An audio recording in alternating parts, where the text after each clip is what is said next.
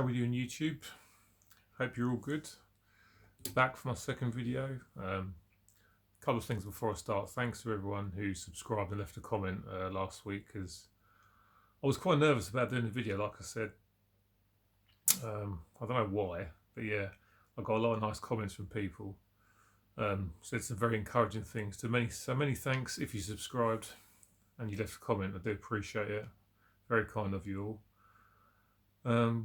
And one other thing I need to clear up is to apologise to Scott the Rock Scout, because I called you Andy last week for some reason. So apologies about that, mate. Right, today then I've decided to go with a video about 5 amazing debut albums. In here we've got some grunge, thrash metal, some death metal, some hair metal. So yeah, let's crack on and get started. Number 1 is Permission to Land by The Darkness. These guys get a lot of hate, and I don't really understand why. They're definitely a Marmite band, though. You either love them or you hate them. I mean, I think some people are just put off with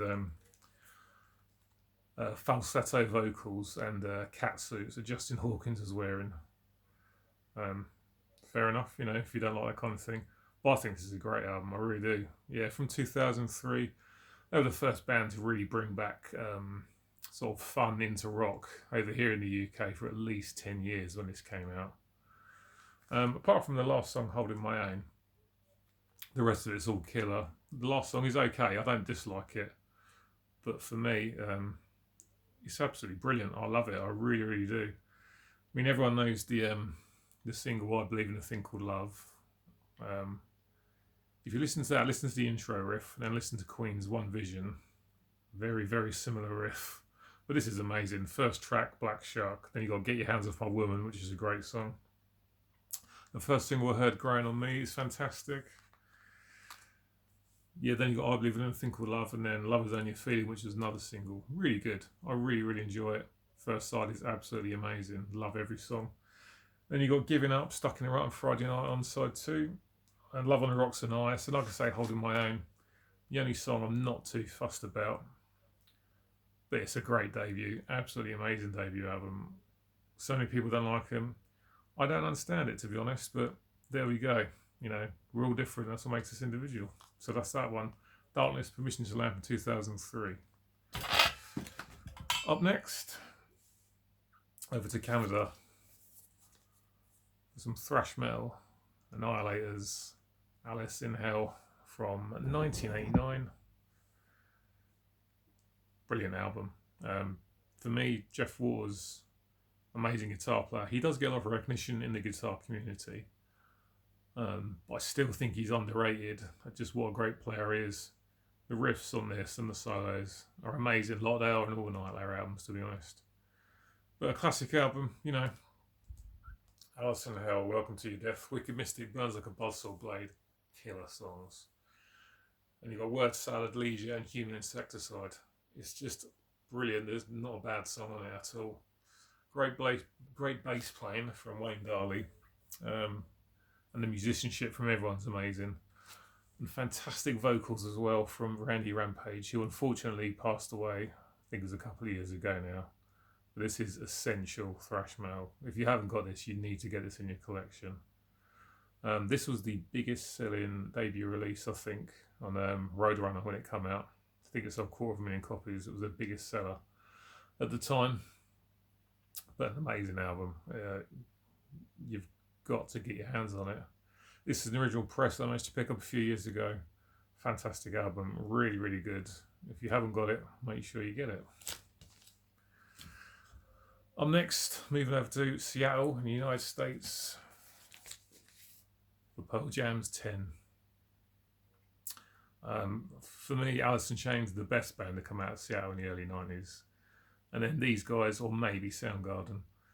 But an amazing debut. This is really good. There's not a single bad song on this. Everything's amazing.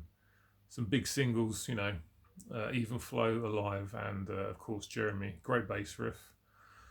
But even the deeper cuts aren't so well known. There's a song on this album called Black, which is outstanding, heartbreakingly beautiful. Great vocals from Eddie Vedder on it. Really good lyrics.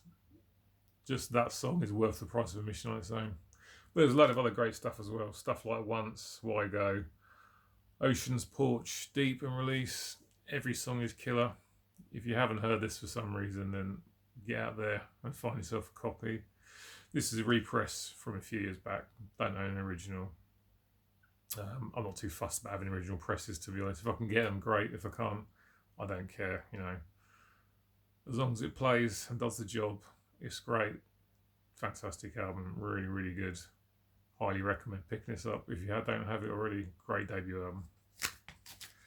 Moving down to California now, for one that Metal Mickey won't like. Rats Out of the Cellar from 1984. Another album just with no bad songs on it whatsoever. I absolutely love this band. The first 5 albums are absolute gold as far as I'm concerned. Not a bad song on it. Stephen Pearcy's vocals, I love his vocals. He's not the best singer though, let's face it, he's definitely no Sebastian Bach. But there's great stuff on this album. Everyone knows Round and Round. But stuff like You're in Trouble, The Morning After, Body Talk, Back for More, Scene of the Crime, I'm Insane. This is great. I mean, guitar-wise as well. Robin Crosby unfortunately passed away about 18 years ago. Great rhythm guitars, and Warren DeMartini's lead guitars on this are just really, really good. Not a bad song on it. Like I say, any of the first 5 albums are absolutely amazing. If you haven't got them, pick them up. But this is really, really good. I highly recommend picking it up. And yeah, and then pick up the rest of them as well, because they're all bloody good. And last up for today is heading down to Florida now for the debut album from death metal legends Deicide. This is everything you want in a death metal album. It's absolutely relentless and brutal. Amazing songs. Great guitar riffs from the Hoffman brothers. Steve Asham's drumming is absolutely amazing, and Glenn Benton's demonic. His vocals, because he does the whole low vocals, and then he does the high parts as well. Quite unique at the time. I don't think I'd have heard anyone else doing that. But this is packed with death metal classics, anthems from start to finish, really, you know. Lunatic of God's Creation is a fantastic song. Sacrificial Suicide, Bit of Steel, Dead by Dawn, all great songs. And on side B, you've got Deicide, Conjuring Temple of the Damned, and Crucifixion. This is great.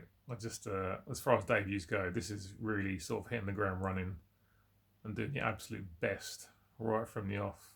And they went on to do other good stuff as well, but as far as debut albums go, this is absolutely amazing. Reissue, not an original, because it's really expensive to get an original copy of. Like I said before, I'm not too fussed about having original copies, especially when they cost about 50 quid. Yeah, give me a £20 reissue any day of the week.